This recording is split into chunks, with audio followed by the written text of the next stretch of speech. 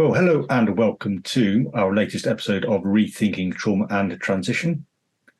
And at Rethinking Trauma and Transition, we challenge the stigma surrounding trauma and the healing through our podcast. We aim to empower those who are experiencing these challenges, providing them with the knowledge and language necessary to embark on a transformative journey towards a more fulfilling life.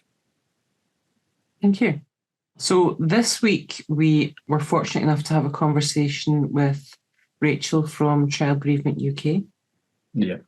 And much as though this is quite a heavy topic, it's conversation that's well worth listening to, because it's something that isn't talked about, isn't really understood.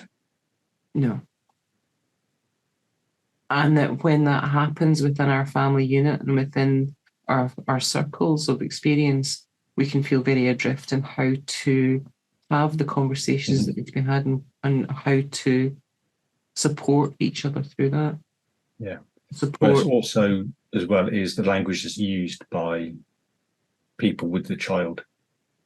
And that child may not have the capacity to understand. And how we shape our conversations and what we choose to share and not share can have a massive impact. Yeah. And I think this is what was very clear in the conversation with Rachel. Mm-hmm. Yeah. So please do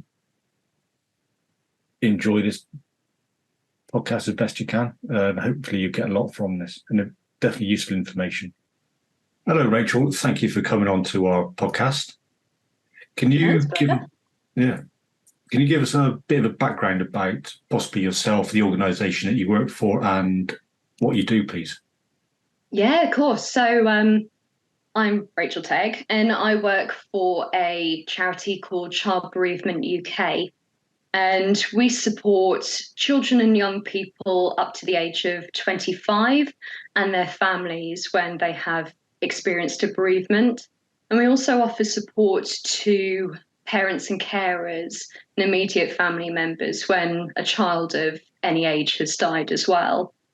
We also offer pre-bereavement support and also a huge amount of training to professionals as well. So I am a bereavement support practitioner, which means that I do a lot of face-to-face work with the families we support, both with children and young people and with adults. And I also deliver some of our training as well. One of the reasons we were particularly keen to talk with yourself, Rachel, and your organisation is I think that bereavement's a big topic. It's a massive topic, and it's something that we all will experience at some point in our lives. And I'm also very conscious that the experience of the child versus the experience of the adult is very different. Mm. And I thought that was something that it was worth exploring with you. And I know certainly Rich and I deal with grief and all its many variations when we're working with individuals. I suppose for us, the starting point would be what are sometimes the common differences in terms of child bereavement, in terms of when that child is experiencing bereavement for that first time. Mm. I mean, like you say, bereavement is something that at some point is going to happen to all of us. And yet it's something that people tend to avoid like the plague in terms of talking about it. People do not like talking about bereavement, possibly because it's that reality we're all going to have to face, but we don't want to. And a big consequence of not having these very open conversations about death and dying is that when it happens to us, we feel very unprepared. So as an adult, that's difficult enough. For a child, it's that much harder because particularly for very young children or children with additional needs, your emotional vocabulary is quite limited. You'll only have had a number of quite emotionally challenging experiences in your life, and bereavement for a lot of children is the first very challenging emotional situation they might come across. So I guess, like many other things, it's also a bit of a learning experience. It's about learning, okay, how do I deal with this? How am I supposed to react in this situation? What feelings are normal? What are not? So for a child, this is all brand new. And quite often, what children do when they come across something new is they like to learn about it, they like to ask questions, and they also like to look around at their peers and how their peers might be reacting to things.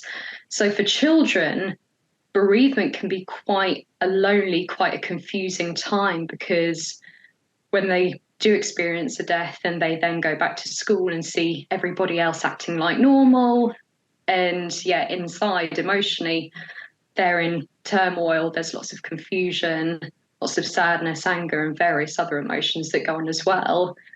They look at everyone else and think, oh, clearly I'm the strange one. Everyone else is carrying on as normal, and yet I'm feeling like this. That can't be right. So when children and young people are bereaved, what they really need are those very open conversations with parents or with teachers, with carers, to help them understand that actually the feelings that they're experiencing are completely normal for a bereaved child. And if the other people in their class had gone through something similar, they would be feeling and reacting in a very similar way. So in terms of some of the key differences between children and young people and the adult experience of a bereavement, it's all very brand new.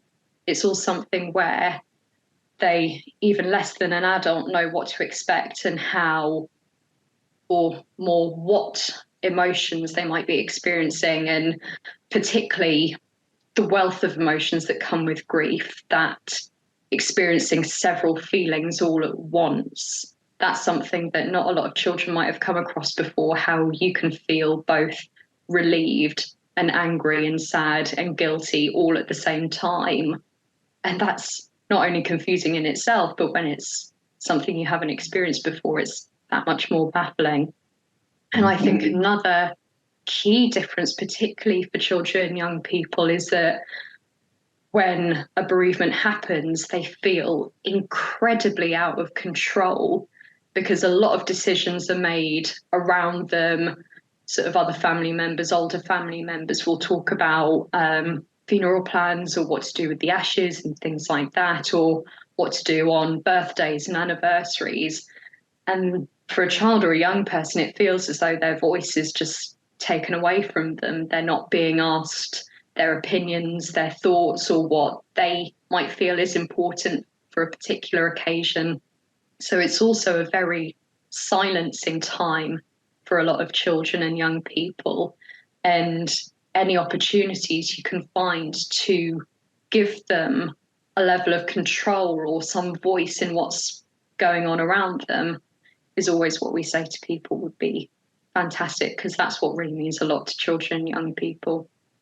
I'm wondering is, because we lived in a more sanitised world now in a way, everything's kind of sectioned off, hospices, hospitals, care homes.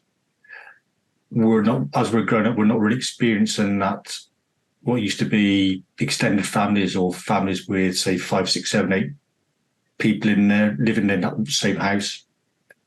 So people don't experience that death, that grief with the family as a whole unit.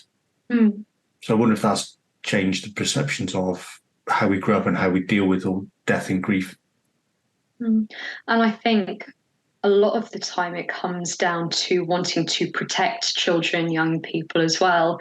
So quite often we will get questions, particularly on our helpline, around, we've just had a death in the family. How do we tell the children? Should we take the child to the funeral? Should we take them to view the body? And again, it's that shielding and that protecting. We think, oh, children, young people, like, they shouldn't be experiencing this at their age. We want to protect them from it. But what we don't always realise is that by trying to protect them in that way, we're almost denying them an opportunity to be able to process that. So quite a lot of the time when we protect or withhold information from children and young people, what we're allowing is their imagination to fill in the gap. And quite often what they will fill that with is something worse. So if we are able, again, like I was saying before, to give children, young people choices and be able to say to them, for example, oh, if you want to go and view the body, this is exactly what you will see, hear, smell. This is what things will feel like. This is exactly what to expect. Is that something that you still want to go and do? And allowing them right up to the last second to change their mind if they want to. That's what we tend to recommend to people, because quite often withholding opportunities and withholding information is what will lead to challenges down the line, because people might feel they had information kept from them or they were denied opportunities that they would have wanted.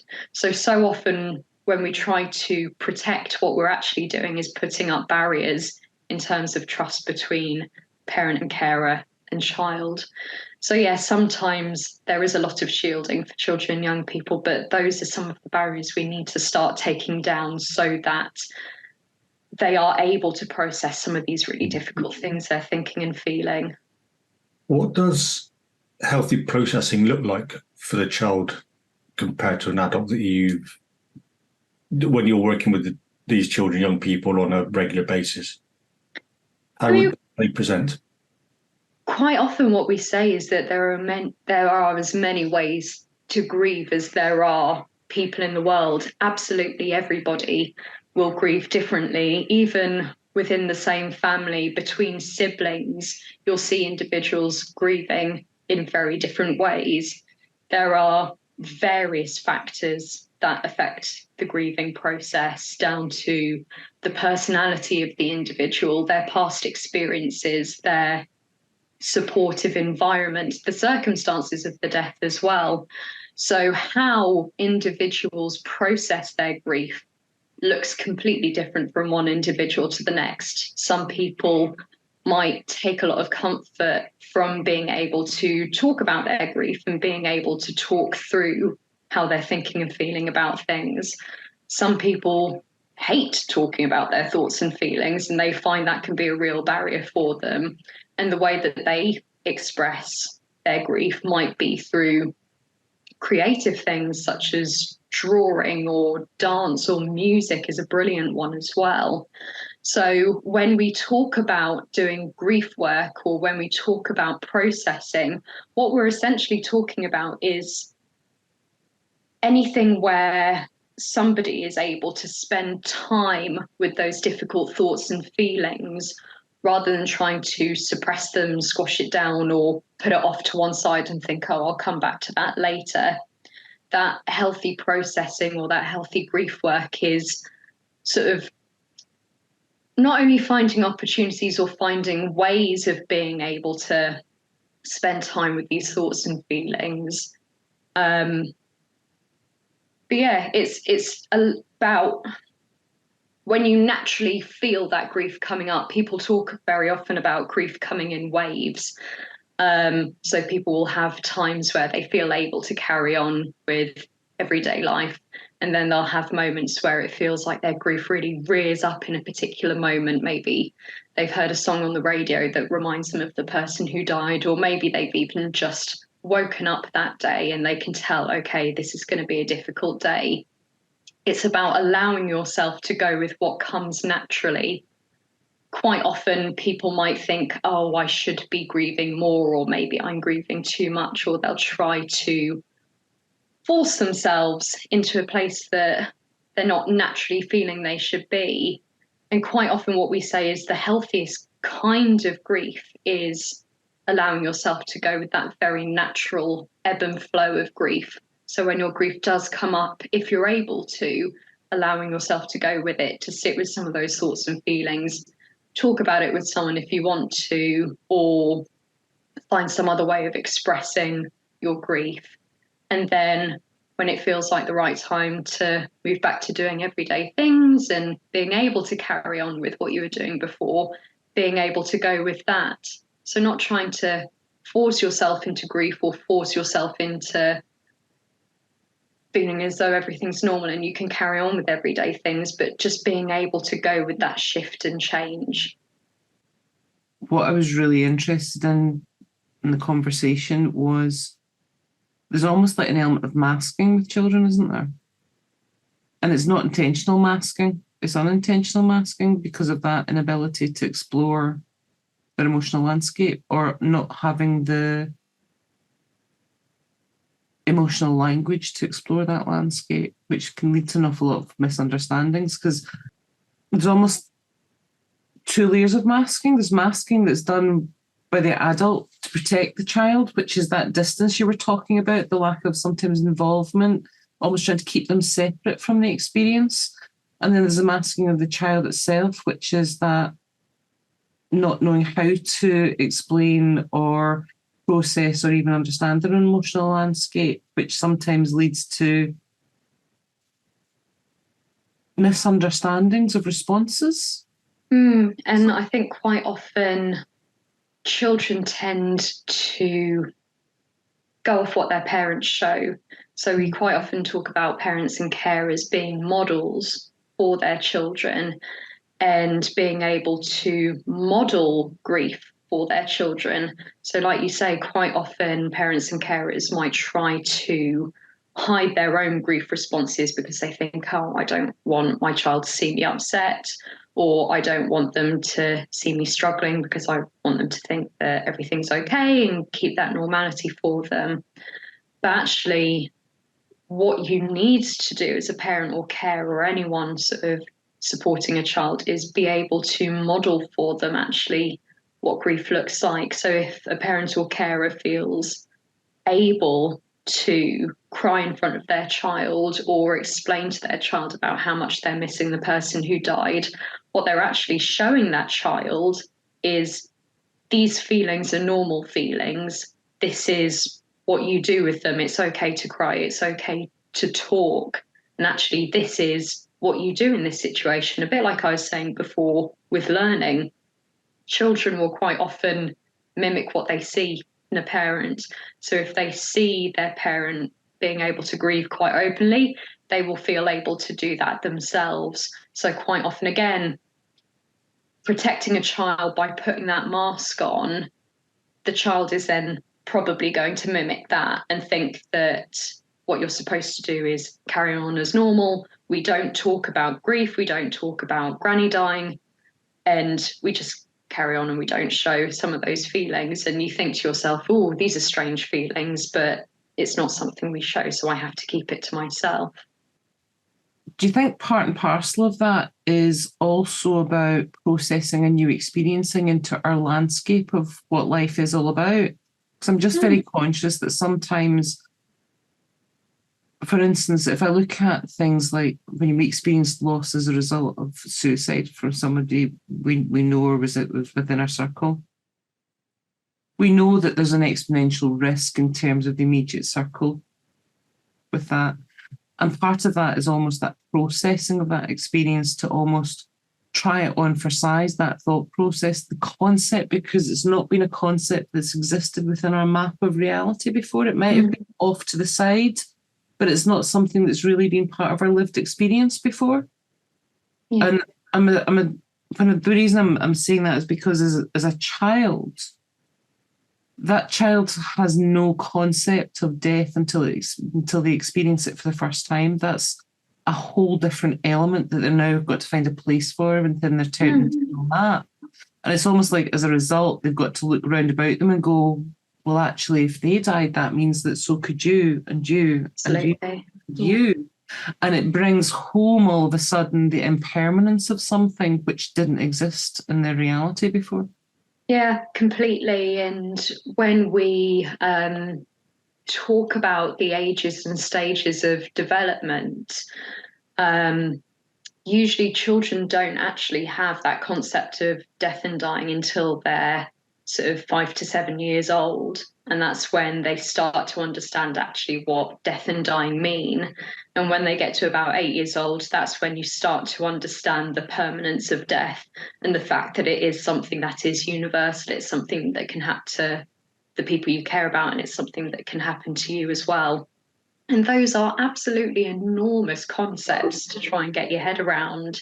And I mean, I remember when I was about 8 years old, sort of lying in bed and thinking about death and what it would be like to die and how scary that was. And I remember it was the middle of the night and I ran and woke up my mum, who was probably thoroughly unimpressed by that. But yeah, those are only things that sort of come as a result of development. And quite often people will use a lot of euphemisms around death and dying. So they'll say passed away, they're in the stars, they've gone to sleep, and they'll try and find any possible way they can to soften the blow, which is all well and good if you actually know what all of those things are euphemisms for. But for young children and for children, young people with additional needs who think in a very concrete way, those euphemisms are baffling, and they will think, oh, what does it mean to pass away? Or if they have gone to sleep, then I'm going to be terrified of going to sleep because I might not wake up again. So one of the really important things is that even though a very young child might not know exactly what the words death and dying actually mean, it's important that they know what it does not mean. So it doesn't mean that person is lost and that you can go and find them. It doesn't mean that that person has gone away, and it doesn't mean that they have gone to sleep in the sense that we might be used to. Again, it's a protective factor. It's something we try and do to make this easier and more understandable for children, but sometimes what it can do is confuse them that little bit more. Well, if you think giving somebody that sense that sleep is now dangerous. Yeah. Because if I go to sleep or you go to sleep, does that mean then, because that's that trying on for size, isn't it? Does that mean then I might not wake up or you might not wake up? Absolutely. And when we talk about the importance of having these really open, honest conversations, it's for that exact reason, to avoid that confusion and to provide reassurance as well. So if you explain to a child that somebody died from an illness, you then have to add that layer of, this isn't the kind of illness that we're used to, like a tummy upset or when you fall over and hurt yourself. It's a very different kind of illness called cancer, or it's a very different kind of illness called a brain tumour. And being able to explain to a child, even if they are very young, that this is not like the other illnesses that they're used to. This is one where actually the medicine wasn't able to help them, but the doctors did everything they could. So again, often when you think, oh, surely that's too much information to give a child, or they might not be able to understand that, it's about really making it clear that this isn't following the scripts that they're used to, so their current worldview. This is something separate from that. Well, I guess that's also more reassuring, isn't it, as well? Yeah, absolutely. And sometimes things that people are usually scared of are things like the unknown, or things that don't make a lot of sense, or there aren't many answers behind it.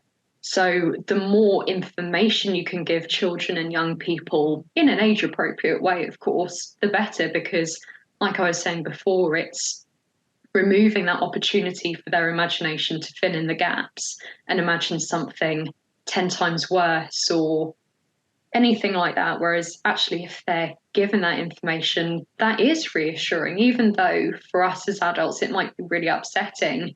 For a young child, they think, oh, good, I've been trusted with that information. I know what happened. I know what to picture in my head now.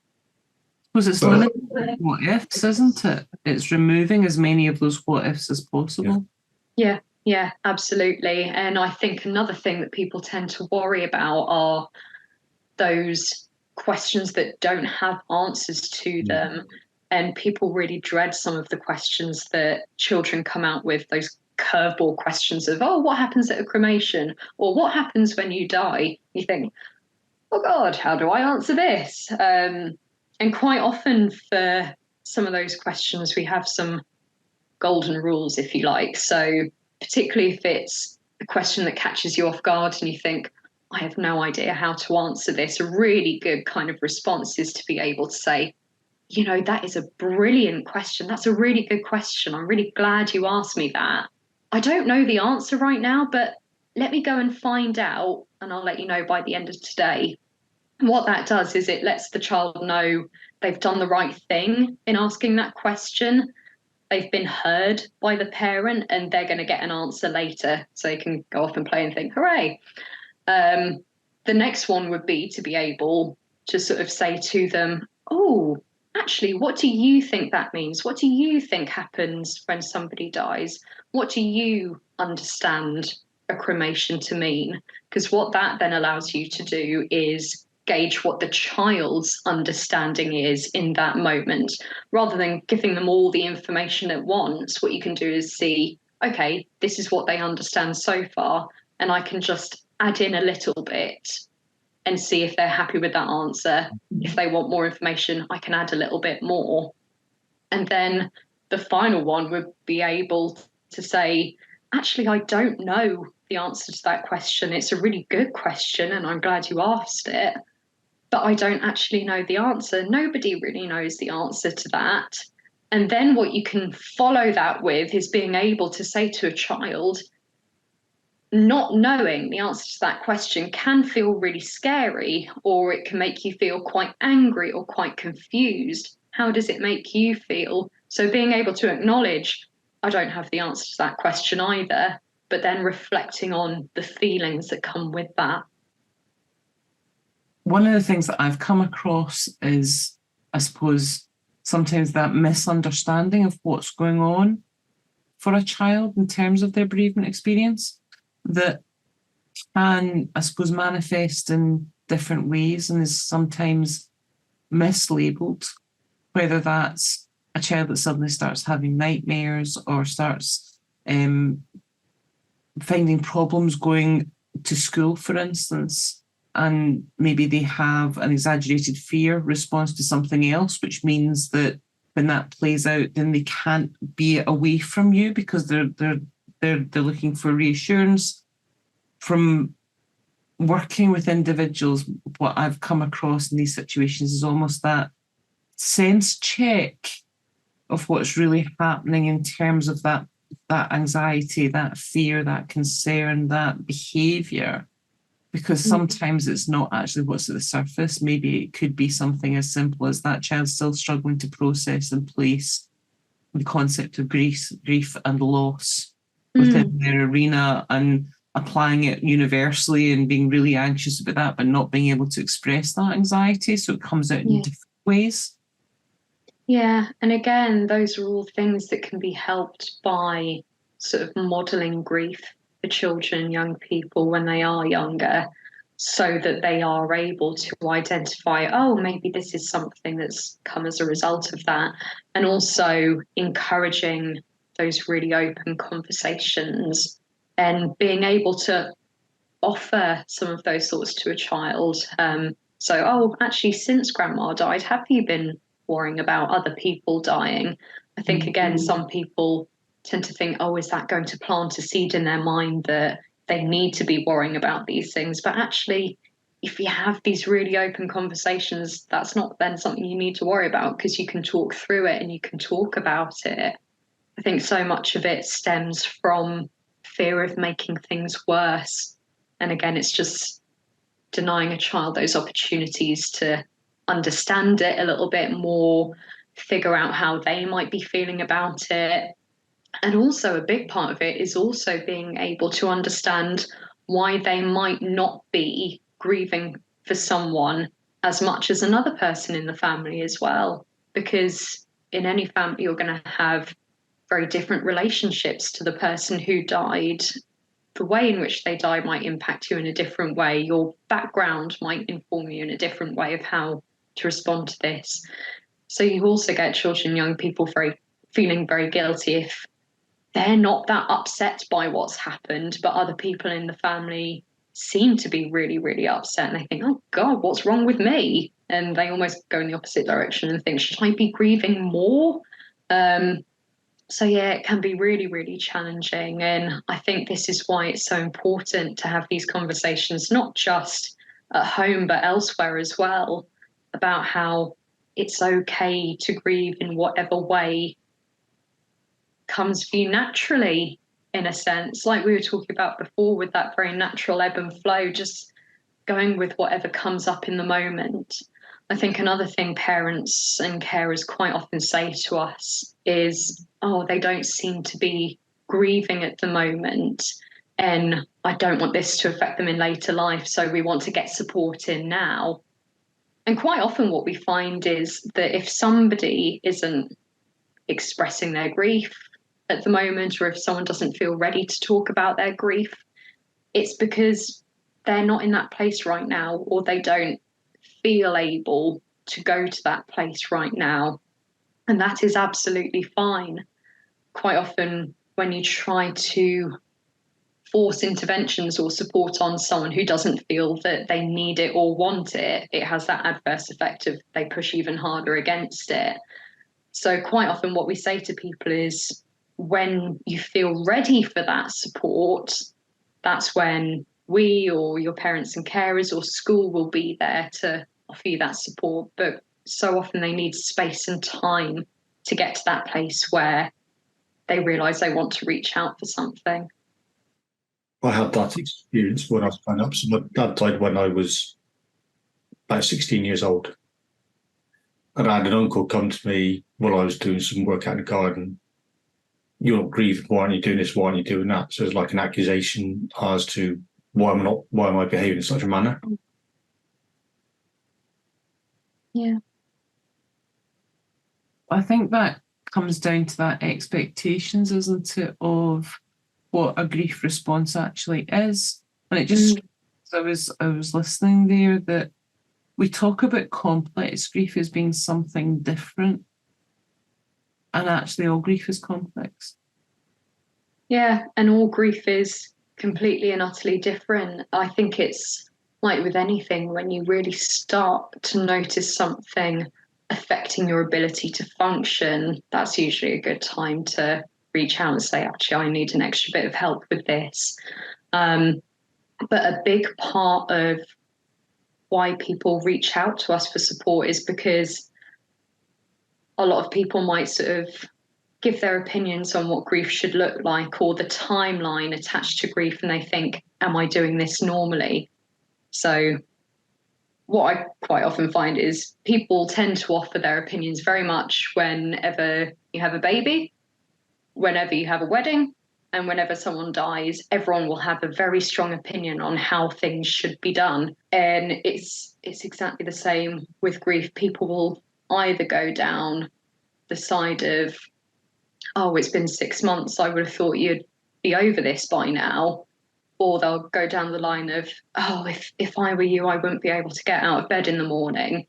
And what it does for that person is it makes them think, oh, am I doing this wrong? Should I be grieving more or grieving less than I am at the moment? And it applies that much more additional pressure as well. So for an adult, you might be able to recognize that in other people, but for a child or a young person, getting those kinds of messages can really make you think, oh gosh, I'm doing this all wrong, or actually the way I'm reacting isn't normal. Whereas actually, if they were to see the many different ways that people grieve and sort of how different things help other people, but also different things other people might struggle with that you're okay with, then you'd see how, quote marks, normal you actually are. That's about giving the individual the space to be an individual in their experience. Yeah. And recognising that how they process that and what they experience at any given time is unique to them.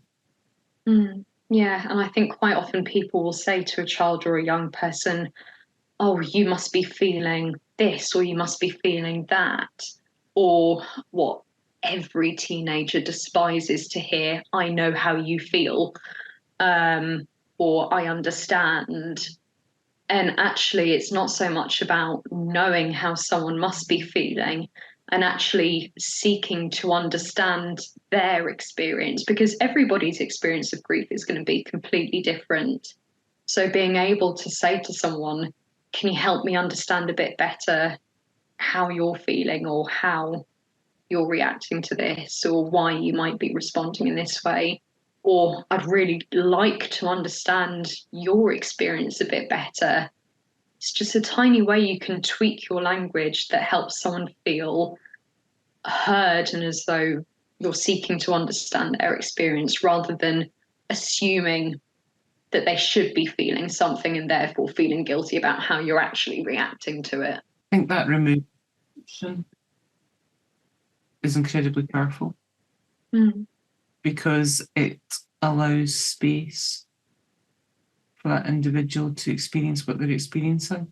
And I love that from that removal of judgment as well.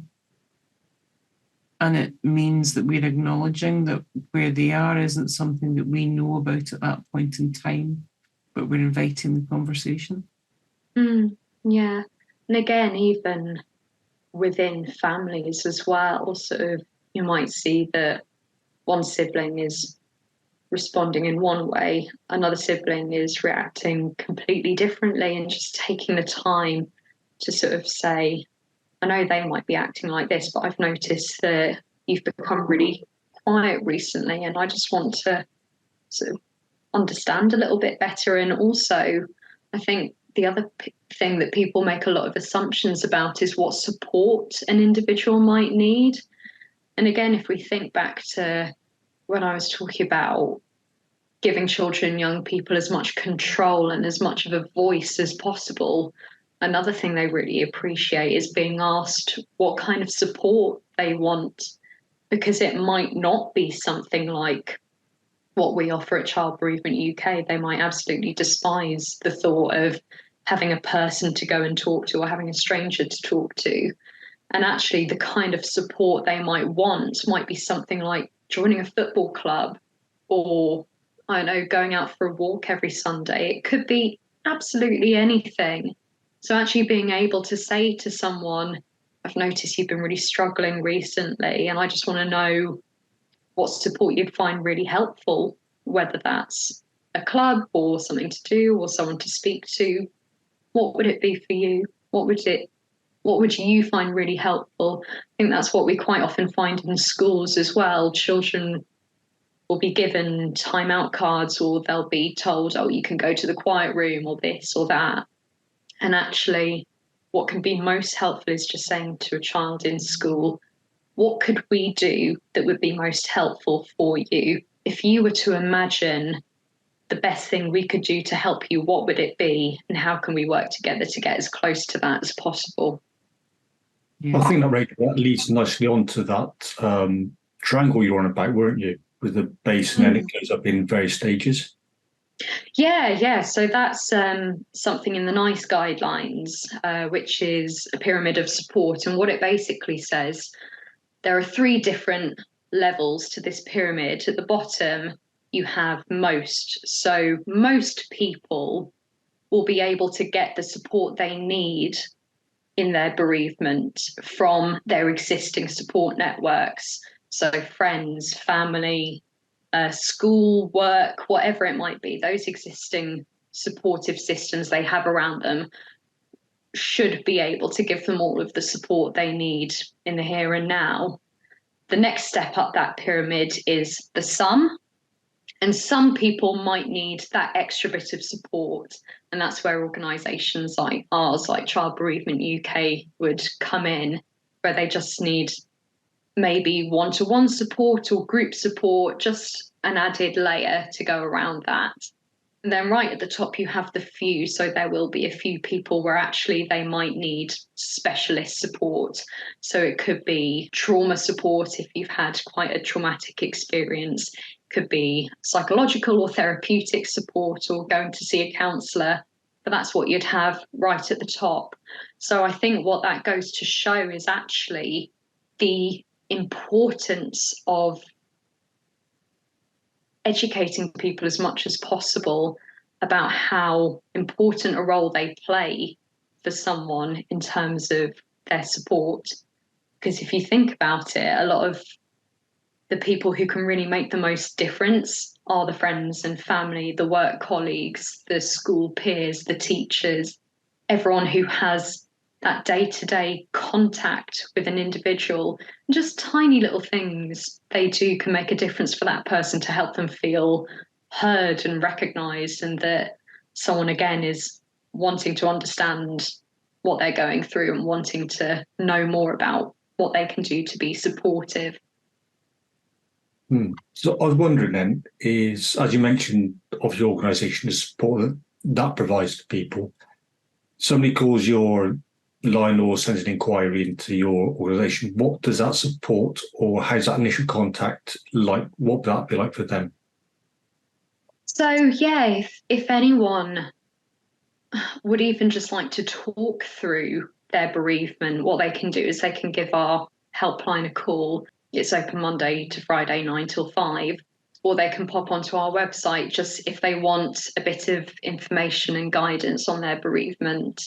And they can also speak to someone about whether or not our support is suitable for them, because what we offer is specialist bereavement support. So if they needed something like counselling or trauma support, we'd be able to signpost them to organisations that might be able to support with that. If a family do make a referral for our support, we'd be able to offer a real range of different types of support. So we have one-to-one, where we would be able to just have that one-to-one support with someone. We have family support, where we would be able to see the family all together for sessions, couples support, and that could either be parenting support, so helping that couple to see how they might be able to support their bereaved child at home, or it might be couple support in terms of they might be a couple who have been bereaved of their child and we can support them in that way. And then we have our support groups. So we have a real range of support groups. We have a group for bereaved parents, and we have several groups for young people at different ages and stages. So we have a 7 to 11 group, an 11 to 17 group, and an 18 to 25 group for young people as well. And then we also have our Days to Remember, which are face-to-face events where families can come together and actually meet other bereaved children, other parents supporting a bereaved child, and they have those opportunities to meet people where it's okay to talk about the person who died, it's okay to share your experiences, and it's also just nice for them to know that they're around people who somewhat understand and have experienced something similar to what they have. And it's just nice to know that you're around peers, for want of a better word, because like I was saying before, that's something that children, young people don't see a lot of at school. They don't see people who have experienced something similar to them and therefore might not fully understand why they might be responding in the way they are to a bereavement. Well, I think most people's first encounters with death is the proverbial goldfish or the family pet, isn't it? Yeah. Yeah, absolutely. And it's around the age of sort of 3 to 5 years old that children start to get an awareness of death. So like you say, family pets, or they might start to notice dead insects or a dead animal at the side of the road, and they start to sort of take these little pieces and start to get that awareness and that understanding. Yeah. What I'm wondering is, obviously death is a death, but is there a difference when one of the parents has been away in a foreign country, say, and that child has no idea or no knowledge, and there's that kind of separation between the body coming back home and then the child going, oh, okay, I'm never going to see this person again? Like I was saying before, there are different factors that can affect the grieving process. So every death will be very different to one another. And if we take the circumstances of the death factor, you can't really say that one circumstance is harder or easier than another. What you can say is that it will be different from one another. So one of the old debates, if you like, is whether a death that is expected is easier or harder than a sudden unexpected death. And I don't think you could say that one is harder or easier than another. They are just very different. They will bring their own complications and their own challenges for someone trying to process that and the emotions that come with that particular type of death. The same with the relationship factor that can affect grief. So whether you are very close to the person who died or whether you weren't that close, it will bring very different challenges and feelings, because it could be that you think, oh, I wasn't able to get to know that person in the way I wanted to. So you might be grieving that relationship as well as the death itself. And then if you knew the person really well, that will bring its own difficulties because that person would have played a significant role in your life. So yeah, absolutely every bereavement will bring its own challenges and will bring its own feelings and thoughts that an individual will have to process. No one is harder or easier than another, but they will have to be understood and explored on an individual level so that you can understand the intricacies of that person's bereavement experience. Is there any form of bereavement that you wouldn't be able to support, Rachel? In terms of what, sorry? Well, I'm just wondering, in terms of the provision, I suppose, I sometimes think of bereavement and grief. It's an acknowledgement of the things that we are no longer able to anticipate or have. It, in a way, much as though it's about the loss of something and something that happened in the past, it's about the loss of the future experiences as well. Yeah. And that means that sometimes some of the bereavements we experience actually don't include a death, but include a significant change. Yeah, so what we quite often do is we talk about loss, and we talk about bereavement, and we talk about grief, and we talk about bereavement. And grief, you can define as a very natural, normal response to having less or none of something that you had before. So what we work with is bereavement. So it would have to be that somebody had died. You get things like living loss, or what's called living loss, which is where maybe parents have separated and you no longer see one parent, or I know having to move away and therefore you don't see family members anymore. So that's not something we'd be able to support with. Similarly with pet bereavement, we wouldn't be able to support with. That's something the Blue Cross would be able to support with. But yeah, we work with the bereavement side of things where somebody has died, and there isn't a particular bereavement that we would not work with, or a particular circumstance or instance that we wouldn't work with. And in terms of and the support, I suppose part of the conversation we were having is sometimes about the timing of the experience and the fact that it's not always immediate. And I suppose it's about the point of acknowledgement of that bereavement in a way, is it? Yeah, and I mean, like the thought of people grieve in very different ways. People grieve at very different paces as well. So some of the people who call us for support, it might be that the bereavement has just happened, or it's only been a week since the person died. And some people will contact us 40, 50 years down the line. And that's absolutely fine as well, because not only will people grieve at different paces, but also the type of support you might need will be different at different stages in the grieving process. We might support someone very early on in their grief.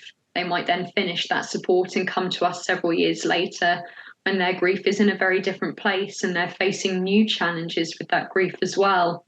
Similarly, with children and young people, if we meet them and we feel that actually they're not in that place where they feel they can talk about their grief yet, or they just simply don't want to be there with us and they think, no, this isn't for me.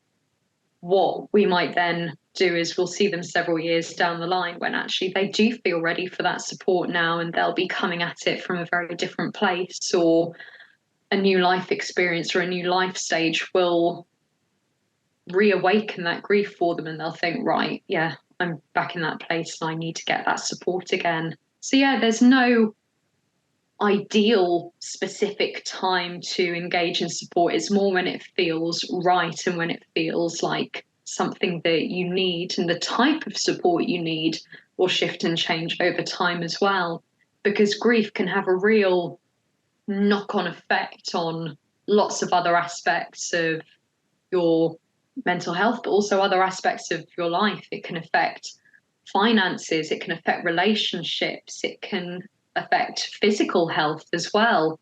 So the types of support that you need will also shift and change over time. And that's not something that always one organisation would be able to support with, which is when you then get things like signposting or someone saying, okay, we've looked at this side of the bereavement, maybe now you need to go to this organisation to look at this side of your mental health or this side of your relationships, and getting support with that. So yeah, it is absolutely something that changes over time, and there's no specific, yes, this is when I must access support, otherwise I've missed my gap. How would people make contact with you, Rachel? How would they reach out to get that support?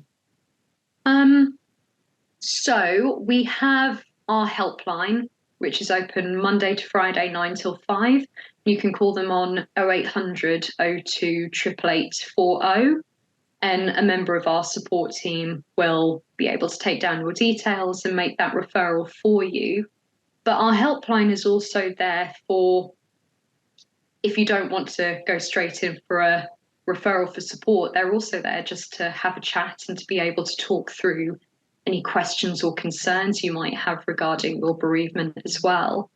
We also have live chat. So if you're someone who thinks talking to someone over the phone could not be any worse, you can go on to live chat on our website as well, and you can type talk to a member of our support team that way.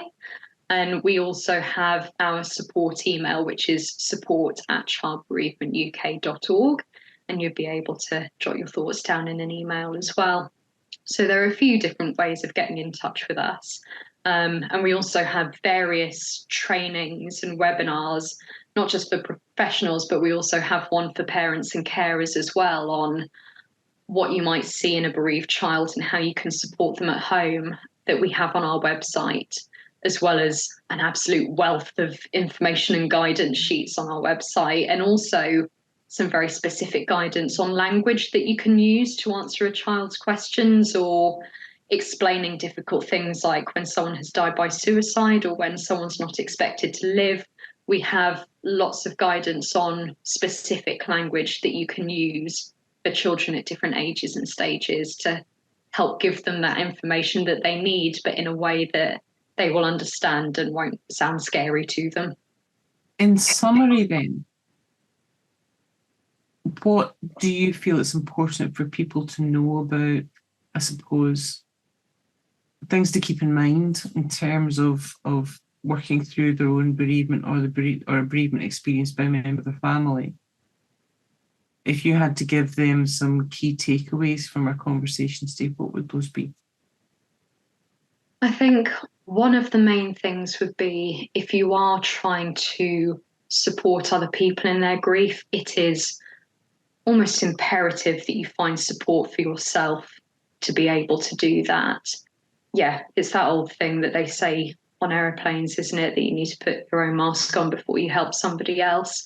And so often we will have parents and carers say to us, oh, I just want to make sure that the kids are in support, then I'll focus on me. But it is absolutely essential, if you are having to be the support network for somebody else, it's so important that you get your own support. And I think also when supporting somebody else with their bereavement, it is about approaching it from the individual perspective.